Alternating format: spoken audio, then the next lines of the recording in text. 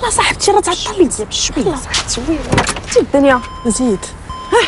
مالها هو الدرع نزرب على صلاح. عندي خونديفو مهمه الاولى مع السعود، ما عنديش فين تعطل. عارفه عندك محكمه والخدمه ما كتسناش، ومبقيناش كاع كنشوفوك كاع هاد الايامات. ما فهمتيني من الخدمه عندك مزيره، وليتي كتدخلي معطله بالليل. واش انتي وليتي شاده معايا الحساب ولا شنو؟ ما فهمتش. لا حبيبه ديالي، انتي دخلتك تما بغيتي للدار، غير هو انتي اختي صغيره وكنخاف عليك، وعاد حنا عائلات في هاد الدار هادي فهمتي، كلشي داير علينا قيو. عرفتي اش غنديروا لبنى؟ شنو؟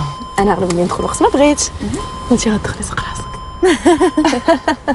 مضحكه. يلا صافي راه كنعرف نديرها بوحدي. يلا الله يعاونك ولدي. بيزو عليلو.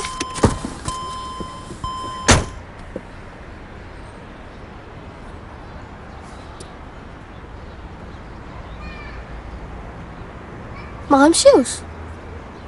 لا غنمشيو ولدي، غنمشيو.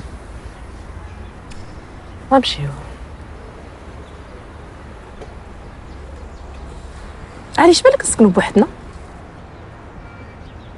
والماما لا المهم غتبقى هنايا، ميمكنش نعيشوا مع حياتنا كلها، وكنجيو نشوفها مره اش بالك؟ ما بغيتيش تكون عندنا ابارتمون ديالنا ونصيب لولدي بيتو كيف ما بغا، وندير فيه بيسي جيمر. غنشري لولدي احسن بيسي جيمر كاين في العالم.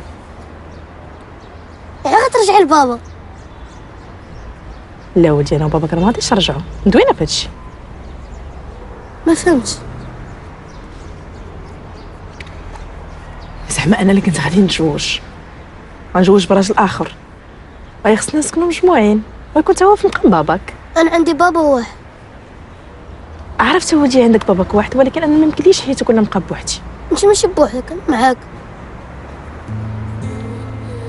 انا ويكرم عمرنا ما غادي نتفرقوا حياتنا كلها الحبيب ديالي، وفكر ماماك حتى هي.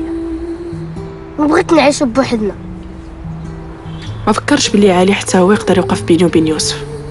كنت خايفه اكبر مشكل يكون عندي هو نخسر ولدي.